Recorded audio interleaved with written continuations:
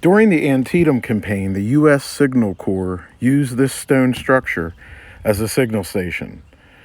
On July 4th, 1827, citizens of the town of Boonesboro paraded to the top of the mountain here and began building the first monument in the country completed in honor of George Washington.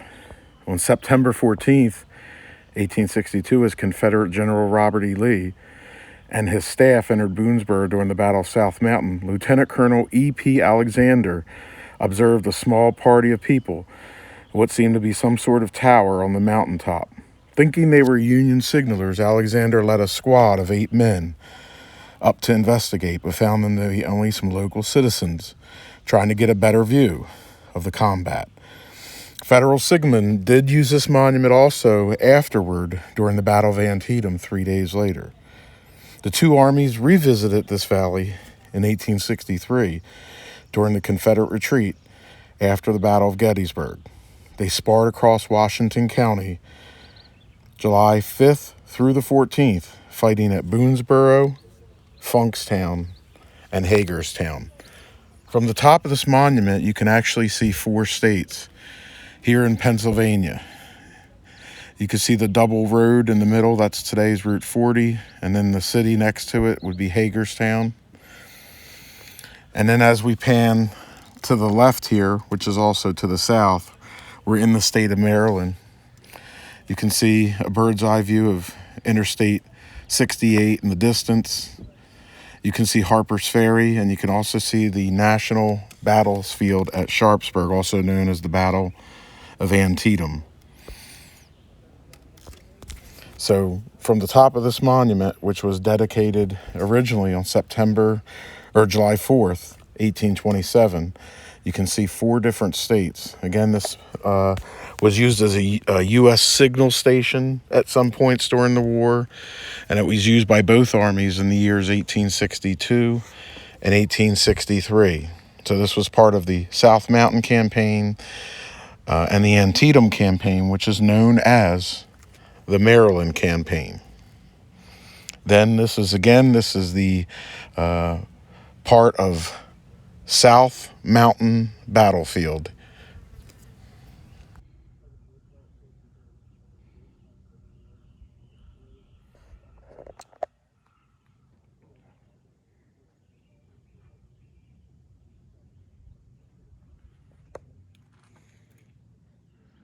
Okay, we are here at the Battle of South Mountain, and more specifically, we're here at Fox's Gap, at the site of the Old South Mountain restaurant from 1782. So the Battle of South Mountain erupted on September the 14th, 1862, when elements of the Union Army tried to drive the Confederate rear guard from Crampton's, Fox, and Turner's Gaps. Here, we're at Fox's Gap. And they had to break through the west side of the mountain where the Confederate Army was. So this is just previous to the Confederate Army leaving Special Orders 191 back several miles near Frederick, Maryland. And then they came back through the gap here, the Old National Pike, which this road is in front of us. Now, when Confederate General Robert E. Lee and his Army of Northern Virginia marched into Maryland earlier in the month, he was looking for supplies and recruits for the invasion of Pennsylvania. He had hoped while resting his men at Frederick, back that way, that the Union garrison at Harper's Ferry would flee and leave his lines of communication and transportation unhindered. When the garrison stayed put, threatening his rear, he issued Special Orders 191 to divide his army and send Stonewall Jackson with about half of his army to capture Harper's Ferry in that distance. Lee marched over South Mountain, using it as a screen to help conceal the remainder of his troops and keep General George McCloughen's pursuing Army of the Potomac at bay. But then the Federals found the copy of Special Orders 191, and it became critical for the outnumbered Confederates to hold the South Mountain passes, the 3 passes, Crampton's, Fox, and Turner's Gaps, until Jackson completed his mission and rejoined them. The day-long battle, it turned out, gave the Confederates just enough time. So here we are again at Fox's Gap. Now, this is part of the Maryland campaign, right off the victory of 2nd Manassas, when he crossed the Potomac River around September 4th through the 6th of 1862 to bring the war into the North. Now, we're going to take a look over here at the South Mountain Restaurant. And as you can see, obviously this building was here during the Battle of South Mountain because it was built here in 1732. In the distance is the Washington Monument State Park, which was used as an observatory during the 1862 and 1863 Civil War campaign.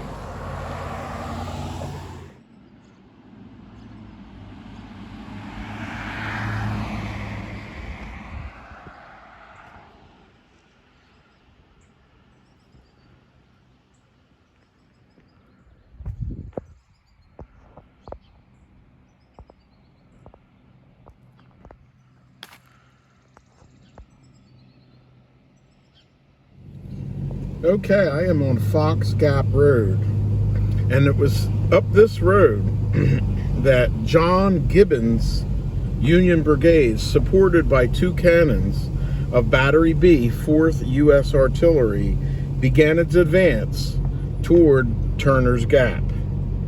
Just to the east, they would encounter General Alfred Colquitt and his Confederate brigade blocking their advance.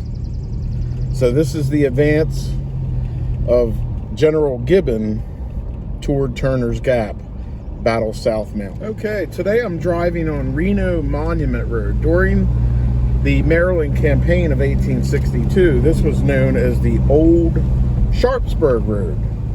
And it was on this road that elements of the Union 9th Corps advanced on Fox's Gap, using this very road. Union troops would advance over farm lanes and fields to the south of this road. Later, they would advance directly along this road into the gap. So again, this is the site of the advance of the Union 9th Corps to Fox's Gap during the Battle of South Mountain. Okay, we're here at Fox's Gap of the South Mountain battlefield. Now, as Confederate General D.H. Hill's division struggled to hold the gaps of South Mountain on September 14th, 1862, the fighting here at Fox Gap raged throughout the day. This is where the heaviest fighting of South Mountain took place. Jesse L. Reno's corps attacked Confederate General Samuel Garland's lines about a 3/4 mile south of here and began pushing the men toward the gap. Sometimes around the mid-morning, Garland fell mortally wounded right here, where this marker is today. So Garland fell, and the Confederates scattered into the gap. The fighting died down at midday as both sides delivered more men to the contest. Hill sent 2 regiments of General George B. Anderson's brigade to replace Garland's scattered forces, and Union General Jacob Cox posted his regiment south of here along the edge of Daniel Wise's field and waited for the remainder of Reno's corps to reinforce him. Now, Daniel Wise's cabin stood right there where the parking lot is today, and the south part of his field was in the distance over here where the woods is. Today there's a walking trail, and we'll take that trail back there. As more units arrived, Hill sent General Drayton's and Colonel Anderson's brigades along the Wood Road to attack the Federals. They formed the Sharpsburg Road and attacked about 4 p.m. By this time, the rest of Reno's corps had pulled itself onto the mountain. As Drayton's men moved through Wise's open field, well-aimed Union volleys struck them from behind stone walls. The Federals then counterattacked, and some Georgia troops sheltered in the sunken road found themselves trapped. Outnumbered 4-1 and suffering 51% casualties, Drayton's brigade broke and fled down the mountain. Fox Gap was in Union hands by 5:30 p.m. Over here marks the spot where that monument is. That's the Reno Monument. That marks the spot where the mortal wounding of General Jesse L. Reno happened here at the Battle of South Mountain. Okay, we are here, Fox's Gap. We are here at the South Mountain Battlefield. And this trail that we're walking on is called Garland's Trail. This is the trail named after the Confederate General Garland that was killed here, that we looked at in our last video with the marker on the ground. And it was here that his command of South Carolina troops fought in Wise's farm fields against the 23rd Ohio Regiment. Now, the 23rd Ohio is a special regiment in American history because it is a regiment that gave us Stanley Matthews, who would later become a Supreme Court justice, as well as two presidents of the United States, Rutherford B. Hayes and William McKinley. Rutherford B. Hayes became the president first, and then, of course, later, right around the turn of the century, William McKinley also became president, and he was one of the presidents who was assassinated.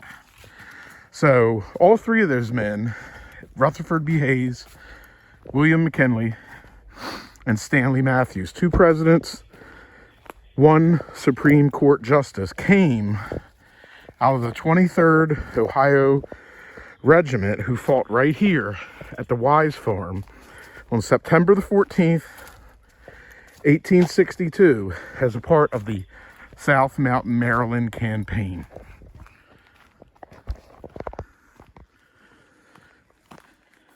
Now, as we walk along this trail densely in the woods, it's extremely quiet today, and there is only nature noises. This trail is about 1,100 yards, and it ends at the South Carolina Monument, which is a very beautiful monument here on the battlefield. And again, this was all farm field of Mr. Wise, the Wise Farm.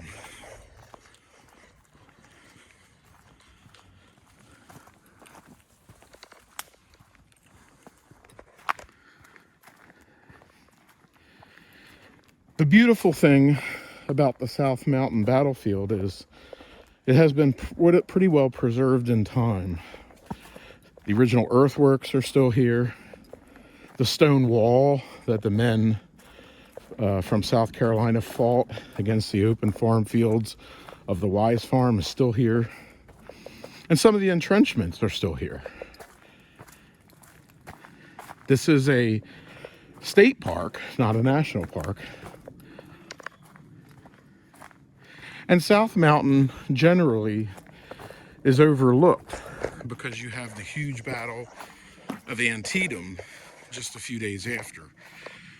You know, the special thing about this, as we mentioned in an earlier video, you know, Lee's Special Orders 191 are found. Lee splits his army. He sends half the army south toward Harper's Ferry, and then the other half is split into the three gaps, Fox's, Turner's, and Crampton. And these are the only gaps to get over the mountain range. So obviously when Union soldiers find Lee's Special Orders 191 on a farm on today what is the Monocacy battlefield, same Monocacy battle from 1864, they have McCloughen then has Lee's intentions and plans in his hand, and he begins the assault, which would later turn in to the South Mountain battle and as well as the Battle of Antietam.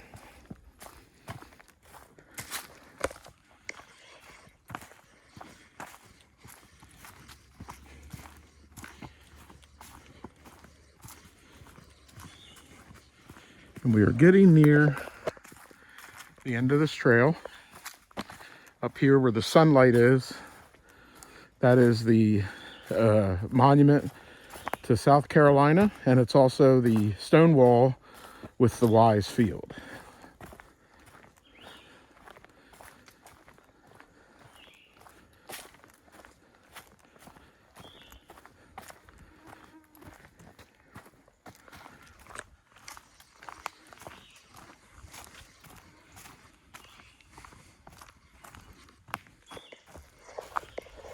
Okay, now as we end this trail, we're coming up here to the South Carolina Monument. I also want to mention that the special thing about South Mountain Battlefield is that if you're a fan of the Appalachian Trail, the same trail that goes from Maine to Georgia, when you're in Maryland, you pretty much go by each stop of the South Mountain Battlefield, Crampton's, Fox's, and Turner's Gap. Today, the Appalachian Trail is just a couple hundred yards behind this very monument here. So if you're one of those people walking the trail, you can take a break and see some of these very interesting Civil War sites here in Maryland. Here is the North Carolina Monument in memory of North Carolinians who fought or near here September 14th, 1862, 1st, 2nd, 3rd, 4th, 5th, 6th, 12th, 13th, 14th, 15th, 20th, and 23rd, as well as the 30th Infantry, Manley's and Riley's Battery, and the North Carolina Artillery. So again, this beautiful monument here. Here is the stone wall. Okay. And then the Wise Field right there in the distance. And as I stated in a video or two before this, the Wise Farm was just about a half a mile in this direction today, actually, where the parking lot is for the Fox's Gap South Mountain Battlefield. Now, the fight at Fox's Gap on September 14th, 1862 claimed the lives of two generals, one from each side. Confederate General Samuel Garland, a Lynchburg, Virginia native, attended the Virginia Military Institute at Lexington and later obtained his law degree. He married in 1856, and he suffered tragedy in the war when both his wife and 4-year-old son died in an influenza epidemic. Grief-stricken, he left Lynchburg as captain of the Lynchburg Home Guard. He excelled during the Peninsula Campaign and the 7 Days Battles, and soon attained a general's rank. Charged with defending Fox's Gap, he fell mortally wounded by a bullet through his chest while rallying his men, right there in front of us where that marker is.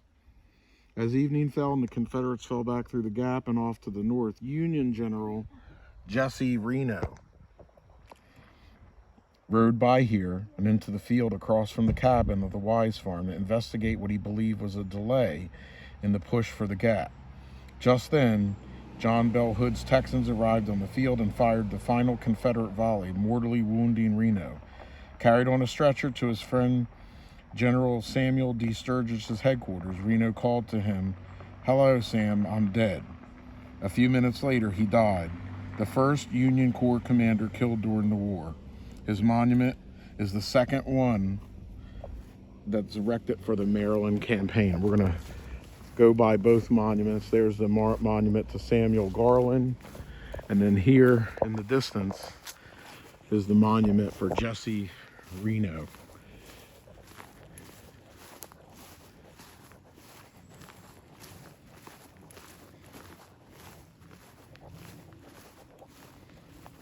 And this monument marks the spot where Major General Jesse Lee Reno, commanding the Army Corps U.S. Volunteers, was killed in the battle on September 14th, 1862. I do want to mention Stonewall Jackson's troops fought right along here. And in the distance over here where the parking lot is, that is where the Wise cabin once stood. And as a special mention, there was a well outside the cabin. And after the battle, 53 Confederate soldiers, considered traitors at the time, were actually dumped down the well. They were later retrieved, and then they were taken to Hagerstown, Maryland, and buried in Rose Hill Cemetery in the Confederate plot. So again, this is a little history here at Fox's Gap, where the most severe fighting of the Battle of South Mountain took place on September 14th, 1862, during the Maryland campaign.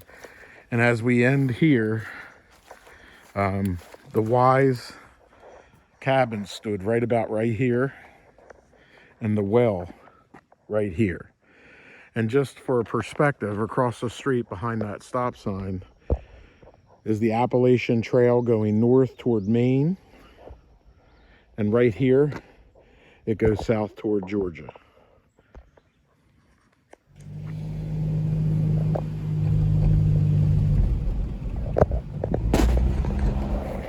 Okay, we are here at Crampton's Gap. The battle for Crampton's Gap on September the 14th, 1862, part of the Antietam, Maryland campaign, where Union General William B. Franklin ordered an attack against Confederate General Lafayette McLaws' force here. Now, as the Confederate defensive line along the Mountain Church Road began to disintegrate, General Howell Cobb arrived in Whipp's Ravine with reinforcements to stop the Federal onrush. Now, Whipp's Ravine is right over here on a road we just did a video on. Come up, there is the Georgia Brigade marker right there.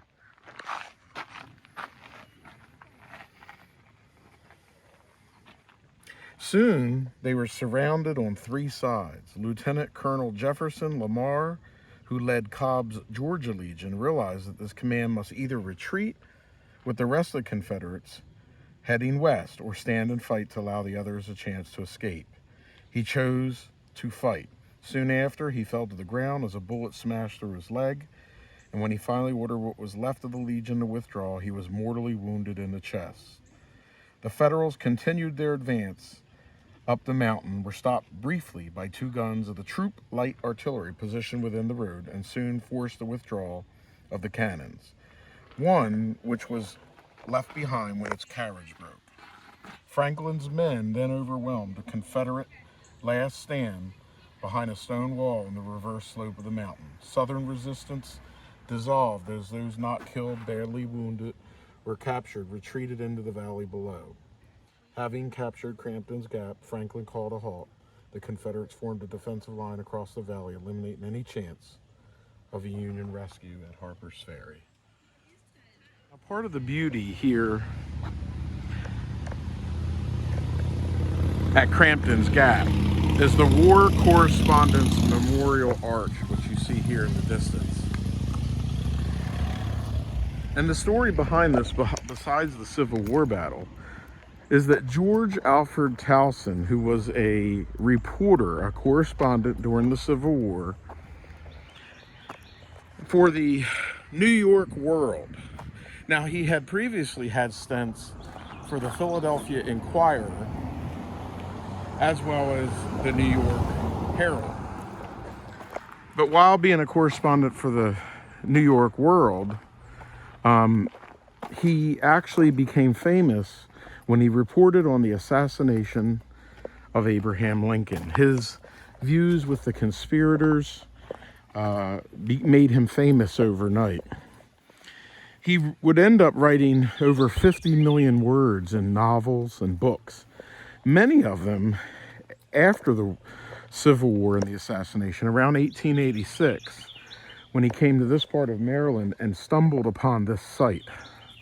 He named this site Garland, and he built these two buildings here. He built him and his sweetheart, who became his wife, Bessie, the home, and then he built this building for her. It would be like a modern day she shed. So this was named Garland, and today it's Garland State Park, home to George Alfred Towson, and also the site of Crampton's Gap South Mountain Battlefield during the Maryland campaign of 1862.